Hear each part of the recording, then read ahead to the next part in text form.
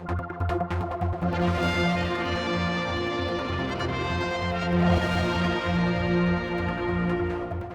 we get the news today that the scallop fishery industry is again to be curtailed slightly. There's still worries going on about how much stock is out there. Yet, I mean, this is a regular thing now. You are putting the blocks on overfishing, but I remember years ago we were hearing it was sustainable, I thought anyway, but tell us where we're up to. It's not, I wouldn't say a regular thing. This is the second year we've introduced this restriction. Well, it could come regular then. Well, let's face it, for anything to recover which has got an ecological basis is going to take more than 1 year. But I would anticipate, and certainly the advice I've got, this could take up to 3 to 5 years to sustain itself again, and certainly for the stock levels to grow. But equally importantly is that we have a fishing industry out there that's very, very valuable to the Isle of Man's economy, and we've got to try and balance the two. I can tell you, Paul, this is a very, very difficult area and difficult decision to reach. Whereas we want people out there to go out and earn a living and help contribute to our economy, which is key. But arguably, if we overfish this, then next year, the year after, we could be faced with a major crisis on our hands. And it's about controlling this, and certainly the evidence that's been put in front of me, the Queenie Management Board, and the Science Steering Group, which we just set up. You know, there are clear indications that we have a problem there. But the problem is not just the Isle of Man. The problem is also around outside of our territorial seas. And this is where we have engaged with our neighbouring jurisdiction fisheries, an Irish Sea Management Agreement. We're hoping to get that in place.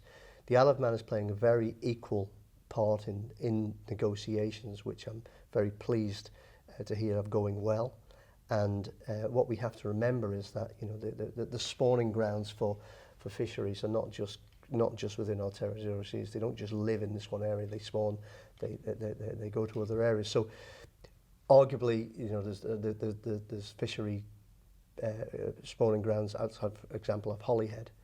You know, realistically, we should be looking after them so they can feed ours. Ours are ultimately feeding other ones. So the Isle of Man has done very well to date, but it's also important that other jurisdictions are working with that as well. So you're talking about livelihoods, because obviously people depend on that, but at the same time, you can't keep out Scotland and so on from your waters, because you've got this, obviously the agreements in place and things. Is there anything that can be done about that? You cannot keep it just for the Manx fishermen.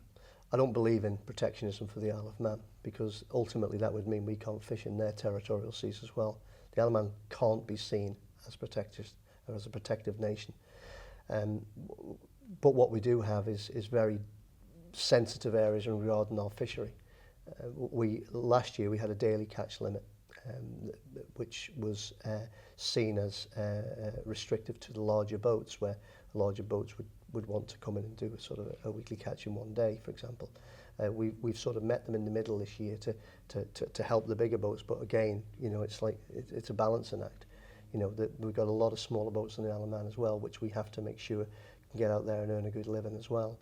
So, you know, as I said before, this is not an easy solution to find to this. But you know, what we have to remember is that, you know, what matters, and certainly as the Minister for Fisheries, we have to make sure that there is a fisheries going forward, and you know, we have to make sure that that is the case. And I think by these measures we're putting in place, we'll certainly be able to monitor, be able to make sure that there is a fisheries next year and beyond.